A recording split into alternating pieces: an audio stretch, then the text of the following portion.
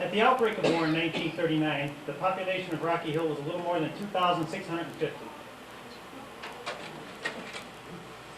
The fire department consisted of one 1927 Rio pumper, one 1929 Model A Ford hose wagon with a front pump that was mounted in the spring of 1936,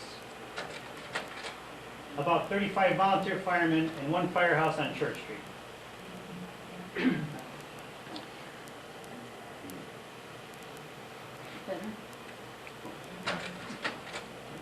There were 4 public schools in Rocky Hill at the beginning of World War II.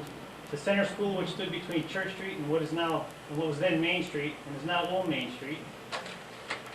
The West School at the northeast corner of Elm Street and Cromwell Avenue.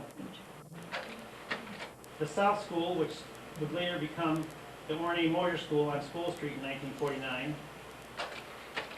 And the Academy Hall School on Main Street, which is now Old Main Street near Center Street. The Rocky Hill Police Department had one 1939 Ford Cruiser, which was less than a month old, one full-time police chief, one full-time police officer, and 2 supernumerary officers. The police station was one room at the town hall and was also run out of Police Chief Elmer Edwards' home on Main Street, which is shown here in this 1938 photograph. There were at least 45 operating dairy farms in Rocky Hill. This is the main cow barn of the Vets Home Dairy Farm on West Street.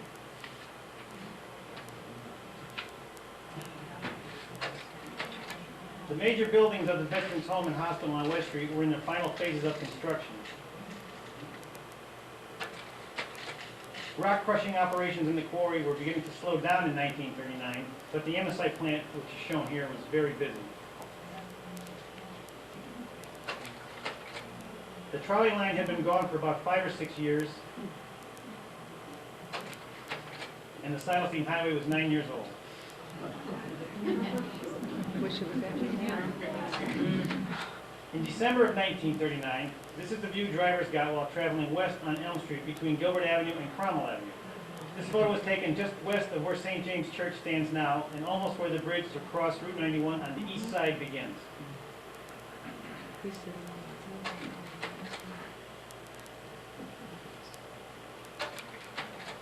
In the early months of 1940, the war in Europe was still raging, as you can see in this Tuesday, April 9, 1940 news headline.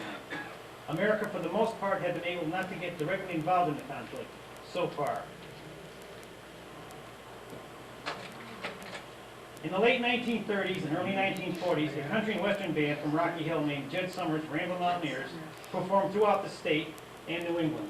They made records and were heard on WTHT radio in Hartford, WBIS radio in Bristol, and WNBC radio in New Britain. The band was made up of Rocky Hill boys. Kneeling from left to right are Leonard Erdo and Pete Bogus. Standing in the back from left to right are Chet Erdo, Horace Corky Bonino, John DeJohn, who was Jed Summers and is with us tonight, Horace Rigoletti, and Tony DeJohn, who is also with us tonight.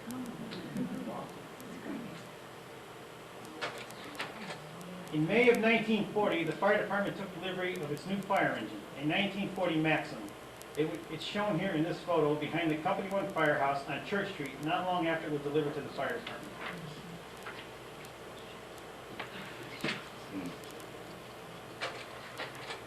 By the summer of 1940, the Veterans Home and Hospital on West Street was complete, except for the equipment to run it. On a rainy Wednesday morning, August 28, 1940, at 11 o'clock, 800 ex-soldiers arrived at the Rocky Hill Railroad Station in a 6-car train. They were welcomed to town by 200 Rocky Hill citizens. A flatbed truck from the C.V. Gilbert Dairy Farm was used to transfer most of the wheelchair patients. The bedridden patients were taken by ambulances. The ones who could walk were taken by buses. The oldest ex-soldier to arrive at the new Veterans Home was 97 years old and was a veteran of the Civil War. Despite the rain, the transfer of the veterans from the railroad cars to the new Veterans Home and Hospital went smoothly. On Saturday, September 14, 1940, the $3 million Veterans Home and Hospital was formally dedicated and began operations. During the war years, the town hall was located behind the original Church Street Library building, which was built in 1899 and stood across from the Congregational Church. After the Library Association deeded the books and library building to the town in 1926, an addition was built at the rear and used for town offices and courtroom, while the front continued use as a library. During the spring and summer of 1940, West Street was widened and paved, possibly in connection with the Vets Home and Hospital construction. This section of West Street, shown here, was photographed near the Cooper Farm, which would later become the Skorka Farm, which is located near Cromwell Avenue. And if anybody of you knew Mace Skorka, who used to work at the post office, she used to live right on the left side there. Yep. During the fall months of 1940 and the winter months of 1941, additional classrooms and a combination cafeteria and gym were added to the center school to make it a junior high school. Both these photos were taken about December 1940.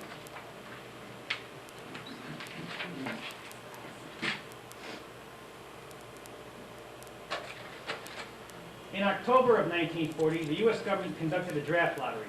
Some of the first men from Rocky Hill to register were Louis Martino, my uncle, Lenny Zanke, and Raymond Dickinson. Within a year, they were all inducted into the service.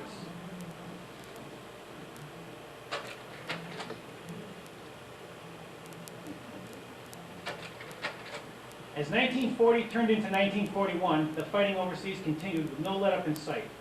Life for citizens of Rocky Hill and other cities and towns around Connecticut and the nation continued as normal as possible. Little did they know that in 11 months that would all change. In February of 1941, it was reported that Rocky Hill's grand list increased by $500,000.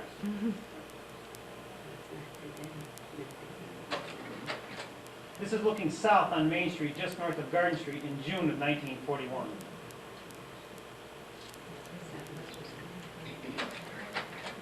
By the summer of 1941, a nationwide campaign was underway for the collection of scrap aluminum. Cities and towns in Connecticut set up collection bins or areas for the deposit of scrap aluminum. Rocky Hill's aluminum collection bin was located on the Belden property between Church Street and the Sileston Highway. In the early years of the war, the U.S. Post Office was located on Glastonbury Avenue, sharing the same building as the Valley Hardware Company at number 9 Glastonbury Avenue. This photo was taken in August of 1941, and the post office is on the right side there.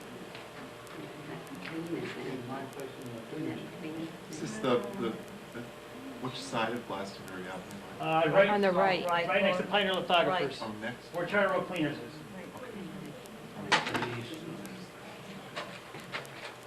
At 7:55 Hawaiian time on Sunday, December 7th, 1941, a surprise attack of the American Army, Marine, and Naval installations at Pearl Harbor, Hawaii, was carried out by the Japanese government. When it was over, more than 2,000 sailors, 218 soldiers, 109 Marines, and 68 civilians lost their lives. There were also over 1,000 people, military and civilian, wounded. 5 battleships, 3 cruisers, 3 destroyers, a mine layer, a target ship, and a floating dry dock were sunk or badly damaged, along with 164 planes that were destroyed. On Monday, December 8, 1941, a declaration of war between the United States and Japan was signed by President Franklin D. Roosevelt. On Thursday, December 11, 1941, Germany and Italy both declared war on the United States. Rocky Hill citizens, just like all other citizens of the United States, were now directly and officially in World War II.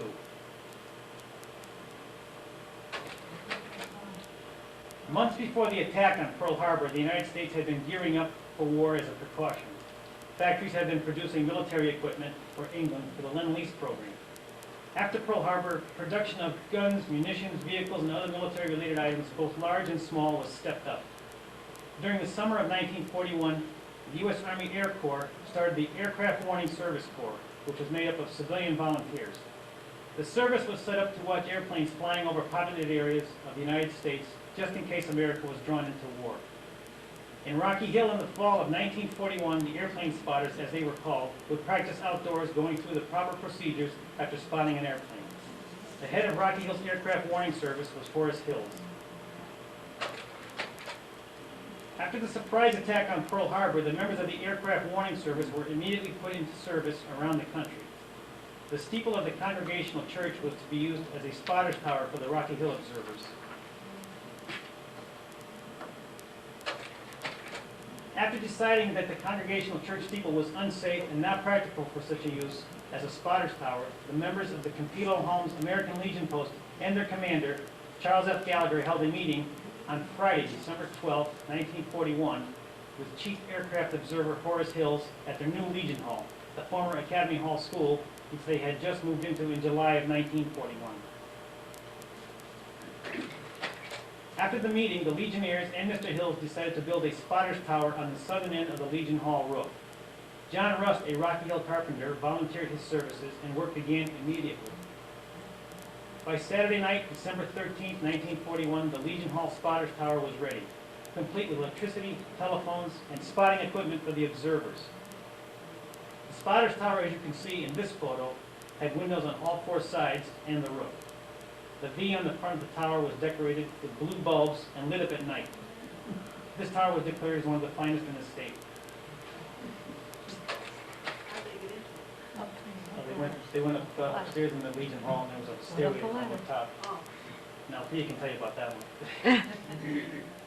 To be an observer in the aircraft warning service, a person had to be at least 15 years old.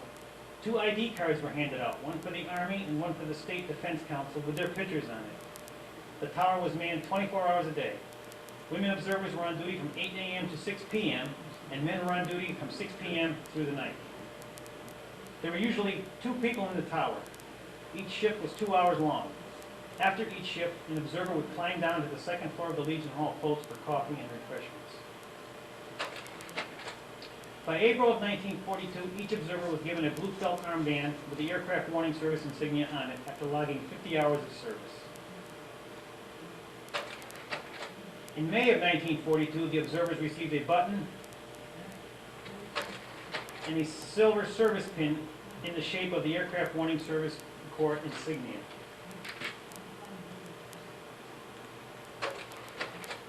When an airplane was spotted over the observer immediately called the Army Information Center in Boston. After giving the observer post code number, he or she would then give the plane's numbers whenever possible, and also its type, altitude, its distance and direction from the tower, and the direction it was heading. Rocky Hill's post code number was Freeman 50. After calling Boston, the observer would then write the information in a logbook. This is one of the actual logbooks that was used by the Rocky Hill observers.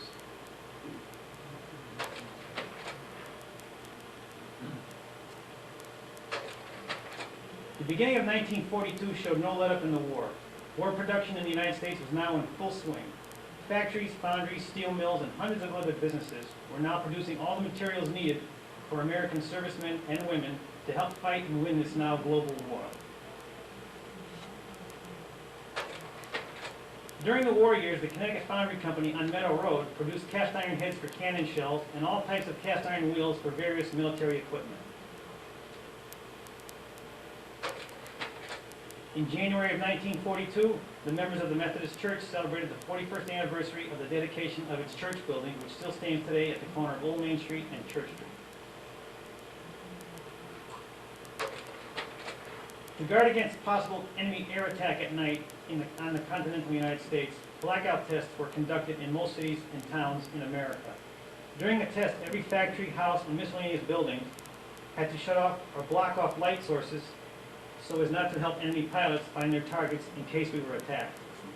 When a blackout test was conducted in Rocky Hill, church bells, the fire siren at the vet's home, and the firehouse would go off.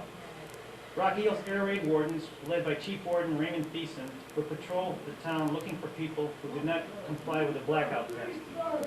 Anyone found in violation would be asked to please cooperate.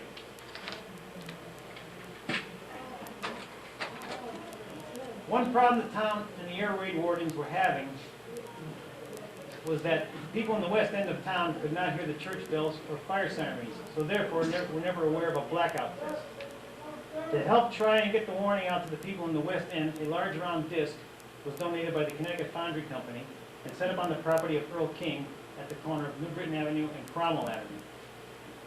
The idea was to have someone pound on the steel disc whenever a blackout test was being conducted to get the signal out to the west end of town. Unfortunately, the disc idea was a failure. Town Selectman Leroy Weber is shown here in this March 1942 photo demonstrating the disc idea.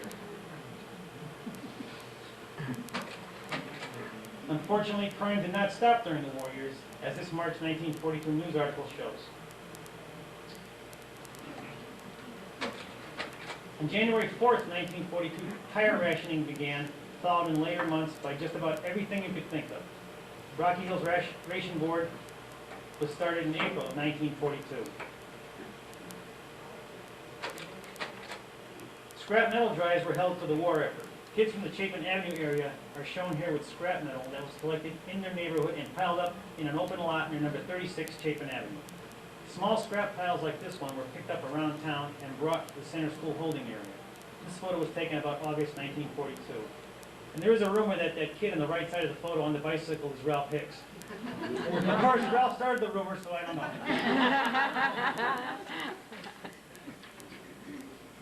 Yeah.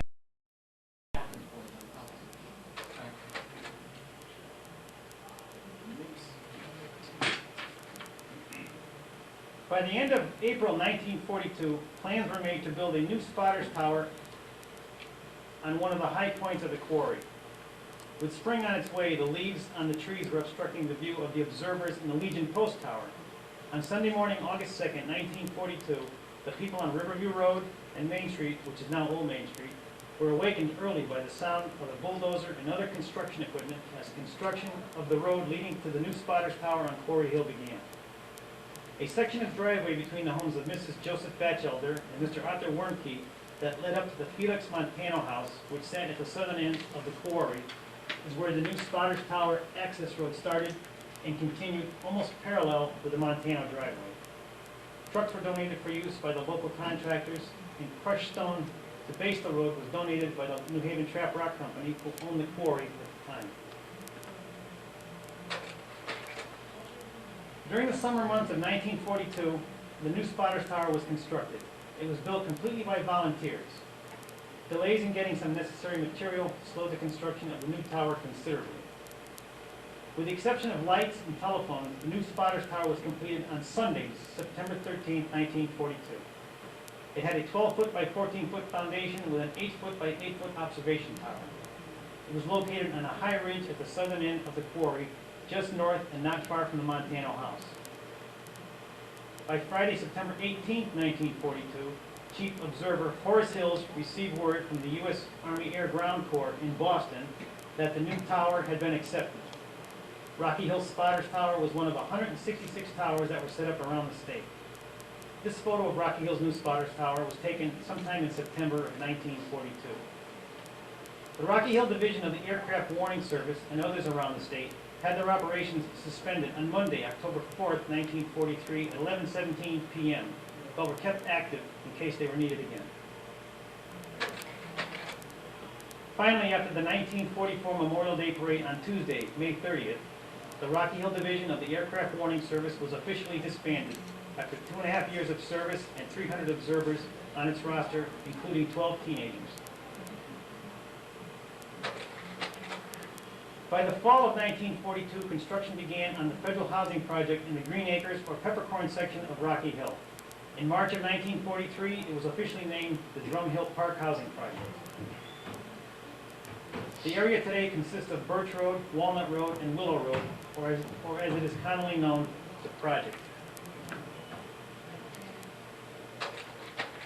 In this October 1942 photo, adults helped teenagers from the West End junior farmers load scrap metal for the war effort in West Rocky Hill.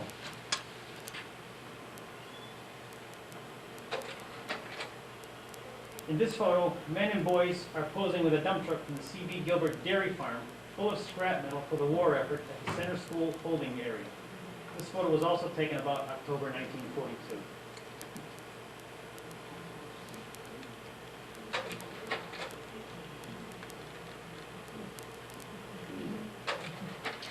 In the European theater of war, Allied leaders, after meeting in Casablanca in January of 1943, reaffirmed their commitment to beating Hitler first and then turning all their attention to the defeat of Japan. In the Pacific Theater of War at the beginning of 1943, the battle for Guadalcanal Island, which had started in August of 1942, finally ended with a U.S. victory.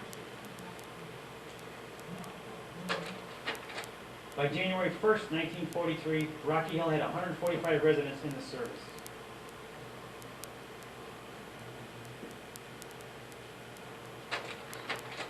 To honor their employees who were serving in the armed forces, the Connecticut Foundry Company set up its own honor roll board with the names of 31 men on it, as shown here in this April 1943 photo. The Harper Rayon Company on Bellamoose Avenue also set up an honor roll board with the names of 132 employees who were in the service. The Harper Rayon Honor Roll Board was dedicated on Thursday, May 27, 1943, with an outdoor rally.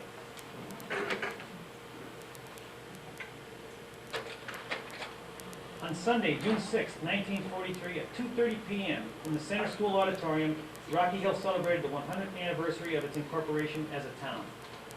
As part of the ceremonies, Governor Raymond Baldwin gave a speech about the town of Rocky Hill and noted some of its early history. Town Clerk Lewis Button also stated that Rocky Hill's population as of June 1943 was at about 3,300, not including veterans living at the Veterans Home.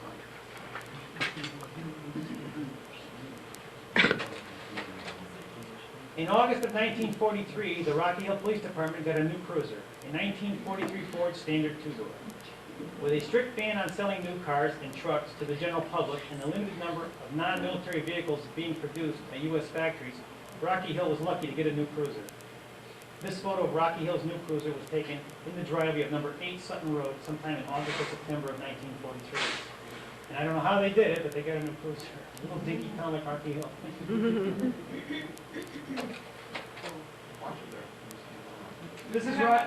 This is Rocky Hill's scrap metal holding area about summer 1943.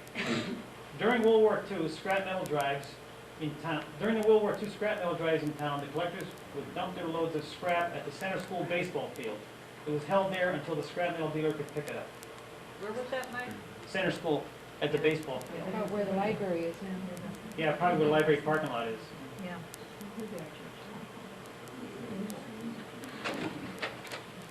To help the war effort, Rocky Hill Girl Scouts held war stamp drives. This particular war stamp drive was photographed in front of Brown's store on Church Street on Sunday, September 26, 1943.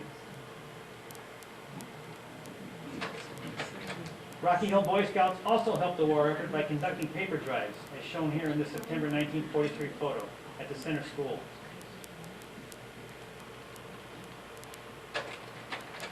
Anti-German and Japanese sentiment was strong all over the United States for obvious reasons.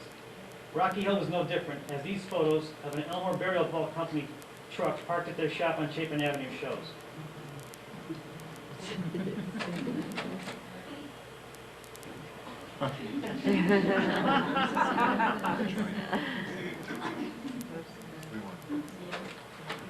In 1943, all pennies were made out of steel to conserve copper for the war effort. Now, if you give me a minute, I got to change the carousel here.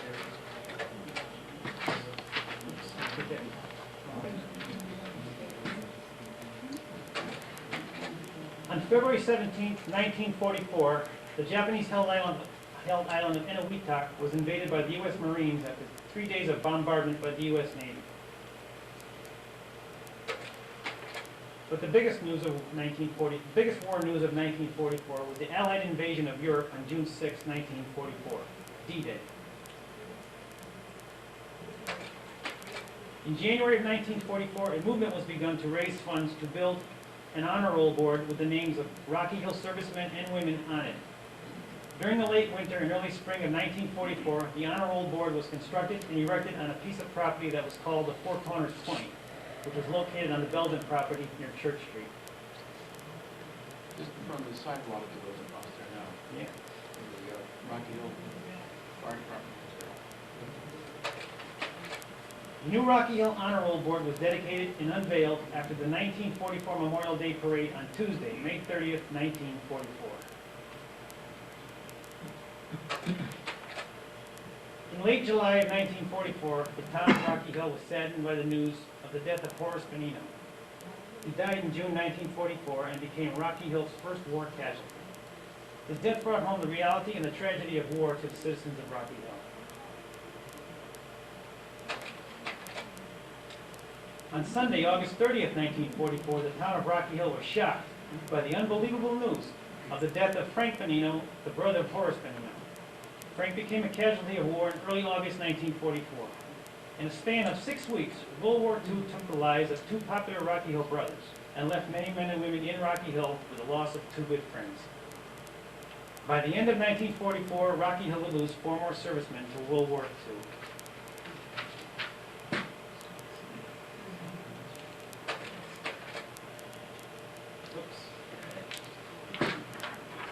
This is looking north on the Silestein Highway, just north of Elm Street, of the Elm Street intersection, on Thursday, November 23rd, 1944.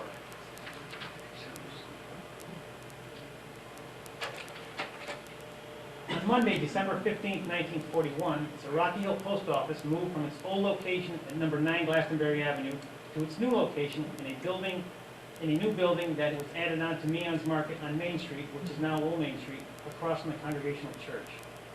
At 1:45 in the morning on Sunday, December 9th, 1944, a fire broke out in the rear apartment of the market. The fire destroyed the market and the upper and lower apartments. Luckily, the post office only received minor damage. And that's the post office building on the right there. I guess you had it there, right, the white building. But the biggest fire of the war years occurred on Saturday, December 16, 1944, at 3:13 a.m. when a fire erupted in the main cow barn of the Sunnycrest Farm on Parsonage Street. The fire destroyed 3 barns, 3 silos, 300 tons of ensilage, and killed 85 cows.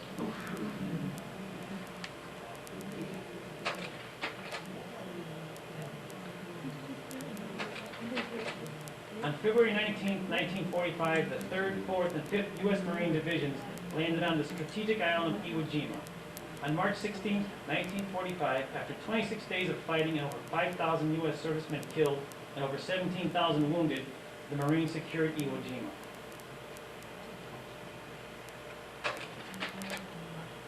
On Thursday, April 12, 1945, the nation and U.S. servicemen and women stationed overseas and at home were saddened by the death of President Franklin D. Roosevelt.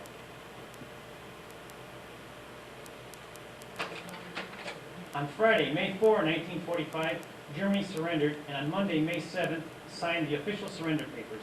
By Friday, May 11th, 1945, the war in Europe was over.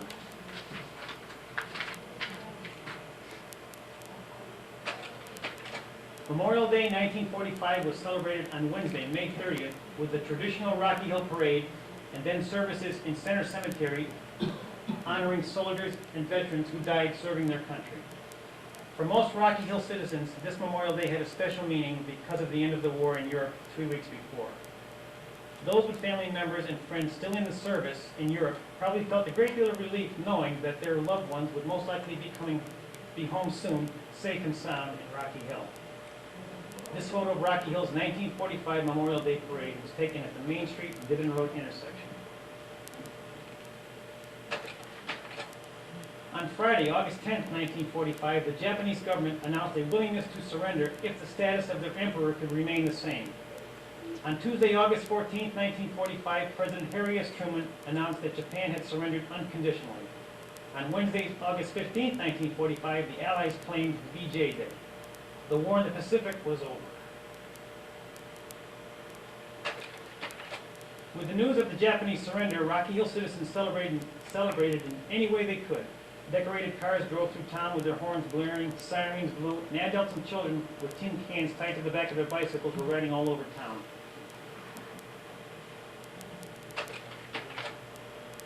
But while the people of Rocky Hill were celebrating VJ Day and the joy of those who would be coming home, and those who were already home, there was also a deep feeling of sorrow for those Rocky Hill boys who would not be coming home.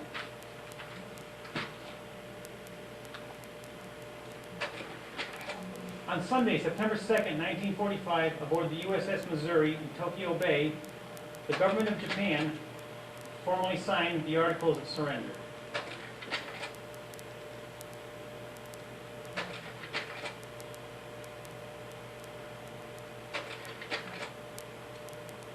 World War II was now completely over.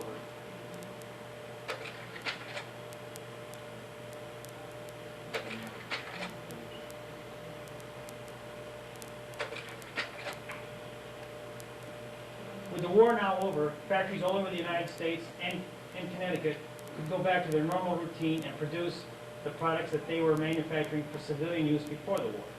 The Harvard Rayon Corporation on Bellows Avenue in Rocky Hill was one of those factories.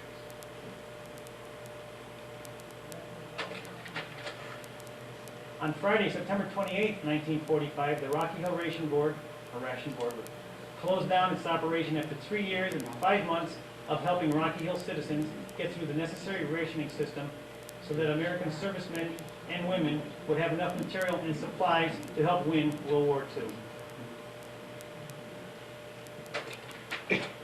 Between 1943 and 1945, the Women's Division of the Rocky Hill War Council sent photos, miscellaneous items, and letters, such as this one written in the fall of 1944 to Rocky Hill servicemen and women stationed overseas and on the U.S. mainland to help keep up their morale. They would also receive mail from Rocky Hill residents serving in the armed forces, such as this V-mail from Joseph Butler, or this airmail letter from Jimmy Burdett that was sent in January of 1945. On Wednesday, October 31st, 1945, the Women's Division of the Rocky Hill War Council held its final meeting at the home of Mrs. Samuel Demick at what was then 45 Elm Street and is now 150 Elm Street. Mrs. Demick, who was president of the Women's Division, was given a vase and a dozen pink rosebuds in appreciation of her service.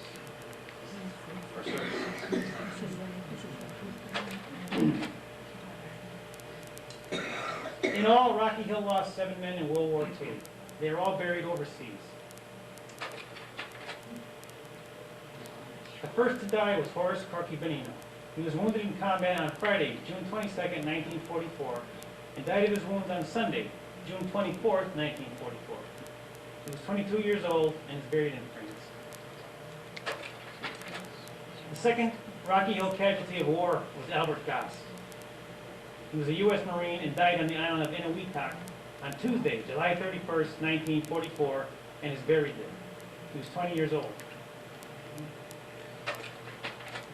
The third, Benino, the younger brother of Horace Benino.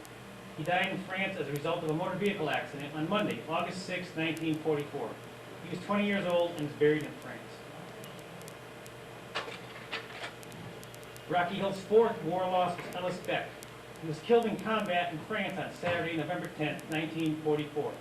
He was 22 years old and is buried in France. The fifth Rocky Hill man to die was Richard Dexter. Now this news article says William, but it's obvious it's a typo over, and I didn't realize it until a little too late, and I didn't have anything else to use. So. He was in the U.S. Air Force and died in combat on Monday, December 3rd, 1944, in action over Corsica. He was 23 years old and is buried in Corsica. The sixth Rocky Hill man to die was Henry Maxim. He died on Christmas Day, Monday, December 25th, 1944. He was 32 years old and is buried in Belgium. The seventh and last to die before the end of World War II was Armin Schapran. He was killed in combat in Germany on Sunday, April 22nd, 1945. He was 29 years old and is buried in France. And with that, that's the end of my presentation of Rocky Hill and the Warriors. Thank you. Jed Summers. Jed Summers was a nice Italian name. I want to say I'm 75 years old, and I was born in Rocky Hill, and I've lived here ever since. I love the town. It apparently was like me, or somebody does. And when I told my neighbor that I've been born in Rocky Hill, lived there 75 years, he said, "You lived there all your life?" I said, "Not yet." I am from a large family, Italian family. They usually are 11 kids. So I didn't know what it was to sleep alone until I got married. Seriously, I don't want to ruin Mike. No, I just met Mike last night. I know his mother and father are for years and years. You can say, take my word for it, the two of them, husband and wife, the hardest working people I ever knew, and honest people in the town of Rocky Hill. This is a mumbo jumbo. Jed Summers, we were together, possibly, I was 12 years old, I started buying a guitar from Montgomery Ward, because I had Gene Audrey written on the side. So finally, we did enter our amateur contests, and we won every one by pure luck because of Horace Bonino. There's the tie-in who died, and there's the Bonino Vegetables in question, Ben there. He was my best friend and my accordion player, by the way, in the band, so it does hurt real bad. And talk about the war, I went to the Philippines, 3 other brothers, one went to Italy, one went to Japan, the other one went to both places. European theater and transferred to Japanese theater. No heroes, not a one of us a hero. We gave unmarked, thanks to the man above. And we just done what we're supposed to do, nothing extra. You people, some of you people, ladies especially, that stayed home and done all the work, sewing bandages and all of that, and how all of a sudden we had broom handles for guns, and a year later we had an army that no one could touch, not even that dope with the mustache. That's all I'm gonna say, I don't wanna hold you. USS Nevada. St. George. St. George, sorry. He was on the USS Nevada at Pearl Harbor, the day Pearl Harbor was attacked. So, he's got first-hand experience what it was like. This is what it looked like. This was the ship I was on. We were the only battleship to get underway. That was station at the very top of it. Can't see it, sir? Can you hold it up a little? Yeah, he'll pass it around later. All right. I'll pass it Because he's around. kind of... Now, of course, I don't know how many people have been to Hawaii, but if you've been out there, I assume you've gone to Pearl Harbor. And there's still 2 ships there that were sunk there. One is the Utah, which was capsized. That was used for target practice, an old battleship, and was obsolete, and we used to use it for target practice. And the Arizona, which was tied up right in front of the Nevada when she was sunk. And she went down just like this when she blew up. These people, these Japanese came in from the north, of course, over the mountains. Nobody expected them. It was Sunday morning, and at that particular time, Sunday morning, you usually go to church about 7 o'clock, 7:30. I think it was about 7:30 that we had services that morning. And services were just over. I'd just gone back down to the Radio Shack. Our Radio Shack aboard a battleship, about as big as this room. And we heard this terrific explosion. Well, at that particular time, they were excavating for underground oil tanks up on the side of the hill. And we thought probably was more, but then all of a sudden it says we're under attack. And your battle stations, which we did. That was quite an experience after that. It was nothing but bang, bang, bang. And it seemed that there was no end to these planes coming over. And it seemed as though every one of them that came over made a hit somewhere. We knocked a few planes down. We had problems with one-man submarines or two-man submarines or whatever they were. And one of them got beached, another one got sunk. But we were as unprepared as you would be in your own home right now. That's how prepared we were. No preparations for war at all. At that particular time, you must remember that Congress was pretty stingy. They wouldn't give money to the defense for beans. In fact, the draft law that was passed if you will remember, those that are old enough, was passed by one vote. Now that gives you an idea. To give you an idea how stingy they were, we used to keep, we had these huge passageways on the ship. And in order to save fuel, there were places for light bulbs every 10 feet. But we would only have one light bulb in a whole span of maybe 15, maybe 50 feet, just to save the fuel. There was no, and they moved the fleet out to Pearl Harbor prior to World War II to help support industry in the islands. And this was quite a rhubarb. I don't know if you remember that, but anyway, the admiral who was in charge of the civil forces at that time just wouldn't have any part of that, so he retired, and Admiral Kimmel took over. But when it was all over, Pearl Harbor was a mess. Of course, you people that went out there now have no idea how small this place was. It really wasn't a big place. It's almost as big as Rocky Hill now, but it was probably a mile across. Now, they've dredged it all out and whatnot, and it's become quite a place. They could probably put the whole United States fleet in there now. Getting back to the attack, knowing how the task force arrangements were made at that time, how this fleet was designed for a task force, the battleship was the main thing for the battle. But we didn't have any more battleships.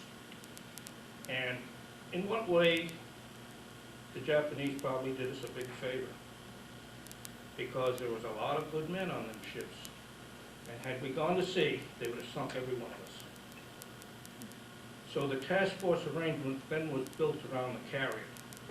Prior to this time, the task force was made up of submarines way out in front, then you had the destroyers, then the cruisers, and then you had the battleships, and the carriers were way out in the back. They weren't supposed to really get into any of the fray. To impress people at that time, they would have target practice. One plane would do the target, and ships would all shoot at that sleeve that they had following it. And they couldn't miss.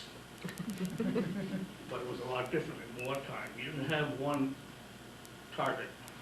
You had as many as 25 at one time. And it became very, very tough.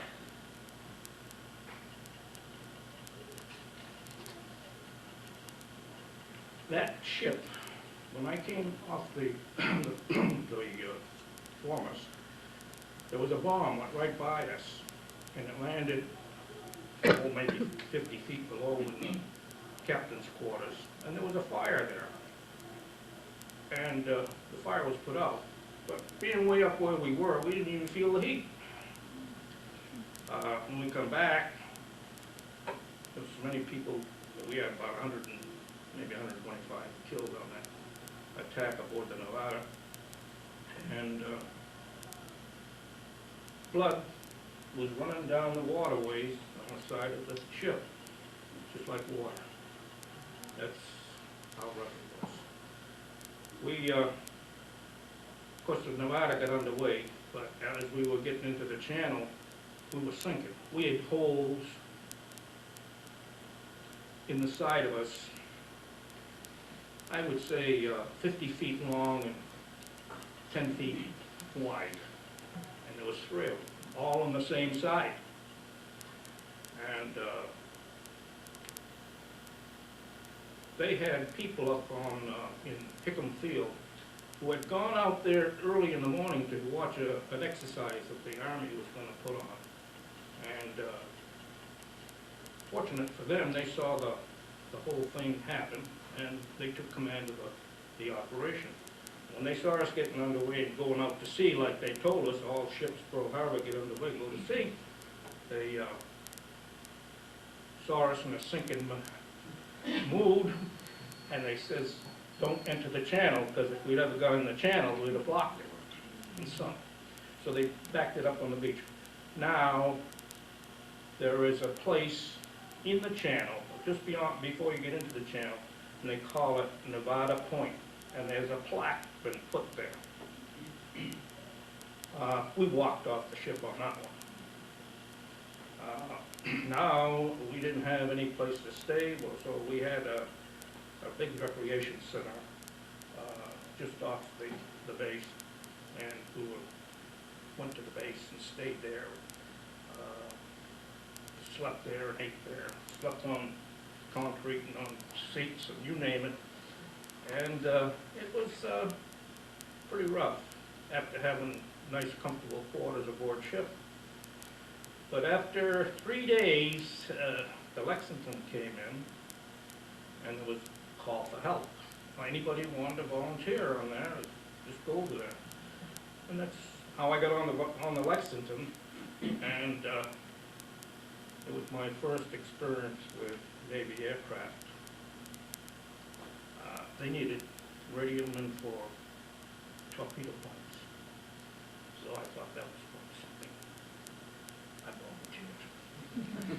Well, I made 2 trips by air. One into Townsville. We were sent to Australia. Actually, we were sent to sea with 10 days supply, and we were supposed to come back, but while we were out, we had to escort a convoy that was on its way to Australia. So we went to Australia, and my first flight was into Townsville, Australia. If you've been to Australia, that's on the northern section, just opposite Port Moresby in Guinea. And gee, I thought that was great. Well, we got our orders there because the Japanese had captured practically all our codes and whatnot, so they were sending all our messages by wire to Australia, and then they were given to us. We had to fly in to get them. And so the next flight was to Salomar and Ley. Japanese landed on a Sunday, and we went in there the next day. We were going to put them out of there. Well, when you ride in a plane that goes 100 miles an hour straight down, you're not going to knock much down. We went in there and we just made a show. And that was my last flight. I wouldn't fly anymore after that, because if they had rocks, they could have hit us with them. So we fought 2 battles down there prior to that. And that was where they finally discovered that by flying 2 planes together, a lead plane and a partner or whatever they call them, whoever was firing at them would fire right between the 2 of them. They couldn't figure out why until a psychologist aboard the ship was called in and wanted to, he said, well, whoever is firing is greedy. Wants to get both of them, and he's shooting right in the middle of the 2 of them. So after that, they always sent the planes in pairs. And that's, during one of those battles, we were attacked by 17 Japanese bombers. And it was just about 5 o'clock when our planes were coming in, and they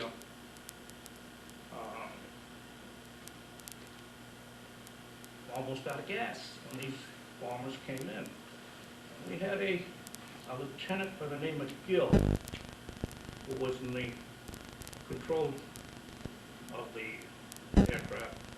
And he got up on the deck so he could see what was going on. And that is when they really began to operate combat information centers. He knew all those guys by name, and he was directing them from the ship to wherever these planes were. And after that, they really developed that method of fighting. And that was the battle that you probably have heard of Butch O'Hara, whose father was responsible for O'Hara Airport in Chicago. And he was a huge man. He must have been 6'6", and it must have weighed 300 pounds, and he was a fighter pilot. Barely could fit in the plane, and a very casual person. And he was the type of a fellow that never got excited. And he shot down 5 of those bombers and became the first Navy warriors. Well, then we came back to Pearl, and we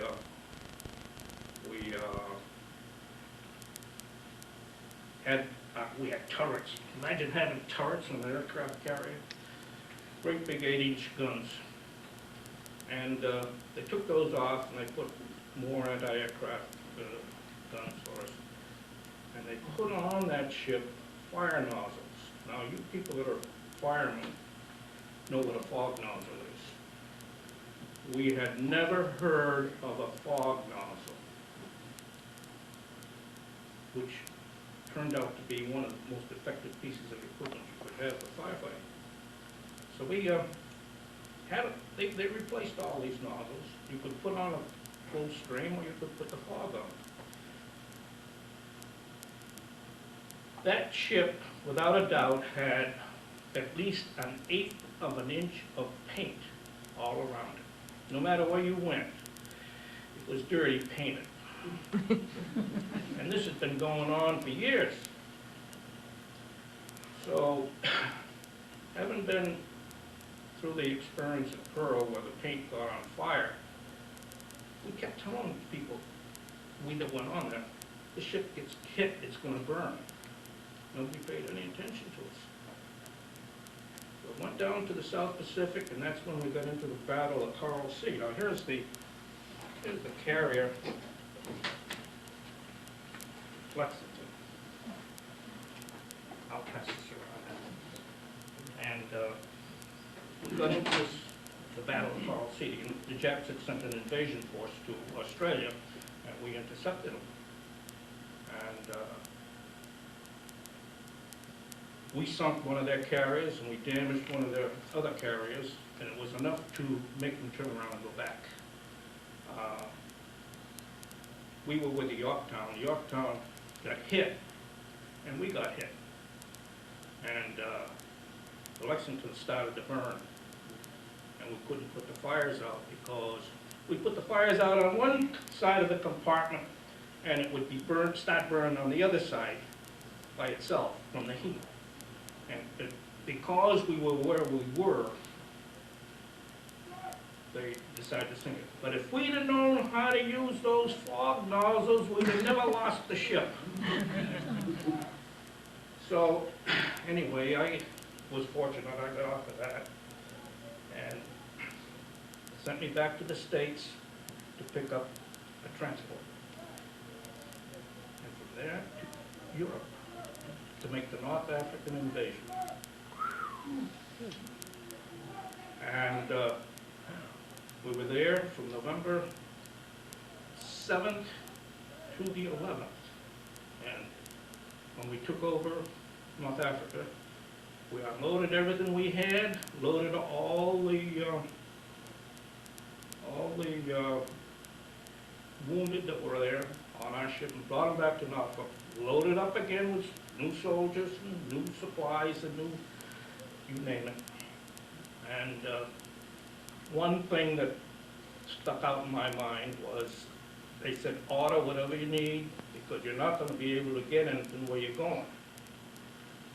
So I needed message points, and I ordered 5,000 sets. Now each set had 8 pieces of flimsies in it. So you can imagine what 5,000 of them would look like. Well, whoever printed them printed 50,000. So we got on board ship, and I had no place to go. So I asked the flight officers, we were transferring troops to and from Guadalcanal. The fighting was going on in the canal. We'd get people in, bring the wounded off. I never really realized how rough it was until long after. But just to give you an idea of what kind of equipment we had for these, this is the kind of a ship we had, which was an old American export line ship, the Wilscam. They called it the DeJohn when the Navy took it over. Well, August 13th, that got sunk. And the reason I told you about the toilet paper and the message blanks, we got sunk about 10 o'clock at night, and all over that whole area, for miles and miles and miles, was toilet paper. Toilet paper and message blanks. So, turned around, now they're organized. And they put us on the island of New Caledonia to be processed. And back to the States again, get another ship. It was just like the ones in Vietnam. They fellows from North Vietnam and bring down a shell, and they said, go back and get another one. Well, that was just about the way it was with me. So we went on submarine patrol in the North Atlantic on a destroyer escort. And man, that was rough. Sometimes I wondered whether it was best to get shot at or ride that sea. But it was, I would say, 3 months of it. And then we went into convoy duty. And when the war ended, I was in England. War is over, we come back to the States and go back to the Pacific. And we were on our way to the invasion of Japan when the war ended. We were supposed to go out there for picket patrol. In other words, when the kamikazes came, why, they knocked us off first, and then they keep on going after the fleet. But in the meantime, the signal was given. So that's where I was when the war ended. And then I was released sometime after that. But so that you'll have an idea, this is what Pearl Harbor looked like. I'll start from over here. Never saw those lines. And then when we got to get off, there they were. And this is the transport. Believe me, we had antiquated, if we'd have had sailboats, we would have been better off.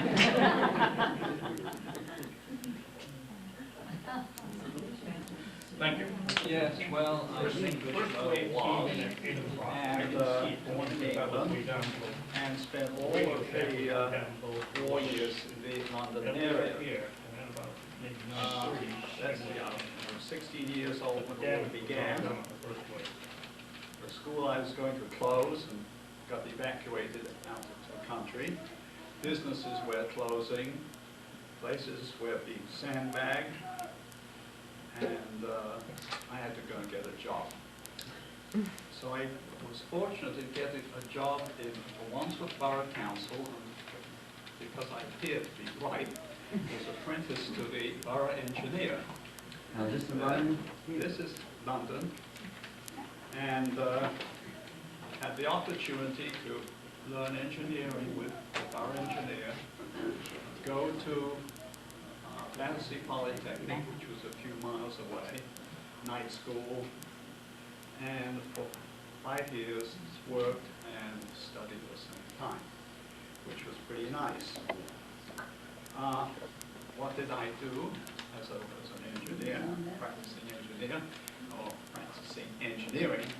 I set out things like allotments for Victory Gardens, cemetery plots, the other things, cheerful thing, Also inspected air raid shelters, of which there were many municipal ones, and so on, a lot of municipal type works. What do I remember mainly about the war? Air raid shelters, of course, and incidentally, people, everybody had their own way of dealing with the air raids. There were those people who went to the air raid shelters every night.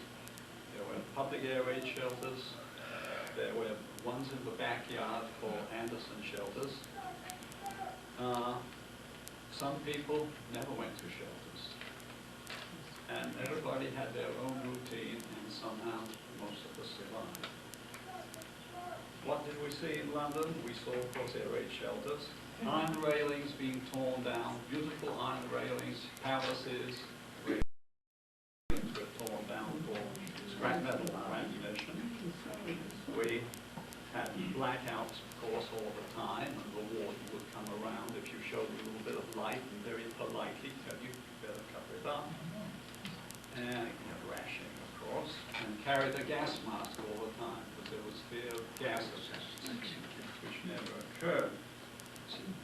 Things I remember was one very fine day, blue sky, barrage balloons sort of floating up in the air. Remember there were barrage balloons to keep the planes, bombers from coming down low. And way up high, you could see the silver streaks of the Battle of Britain going on. Always very moving to see that, and also to look at that remote activity going on and realize it was part of one's own existence in a way. It was scary listening bombs coming down. One got very, very nervous and scared still. The bomb come, and then the most dramatic experience I had, I was at a friend's house, and this was in the V2 days, and the V2 was a flying bomb, no, sorry, the V1, the flying bomb, and it was rather a nice little bomb because when it decided to come down, it would stop making a pop-pop noise. So if you heard this bomb coming, and then it shut down, shut off, you knew it was coming down. So in this case, we went outside, looked to the out garden, looked in the sky, and there was this black thing sort of hanging in the sky, not moving. Well, you know what that meant, it was coming straight. So we got down to the house and sort of lay down, and the earth shook. And the thing I remember mainly, everything went black. You couldn't see a thing. The dust from the bomb, the smoke, etc., just covered it. And one kind of wondered whether one was alive. In this particular case, the houses across the street had been blown up. Many people were killed. The house we were in very seriously damaged. But in those days, there weren't too many places for people to go. So the rescue squad came along, tarpaulins over the roof, boarded up the windows, and the family continued living there. And that happened in many cases. Life went on. The movies opened up. There were theaters, concerts. All-night concerts went on in the Royal Albert Hall. Examinations went on. I remember on one occasion taking final exams for my degree.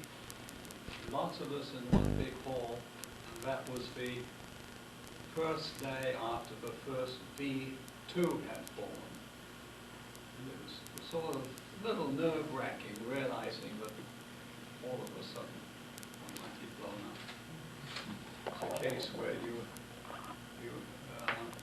heard the explosion, and then if you were still alive, you heard the bomb coming, because it was coming faster than sound.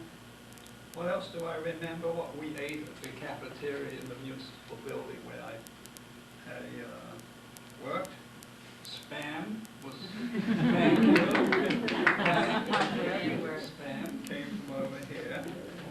Reconstituted powdered eggs for breakfast. And interminable dishes called things like cottage pies. That was the sort of meal that one had in the cafeterias. But London survived generally. And when it was all over, it's terrible to say, things seemed just a little bit boring. It was at that point that I got shipped off for my wartime service, having been deferred from military service while I was taking the degree and working in the municipality. Excuse me, I got shipped off to Bermuda for 3 years. So began my trip west.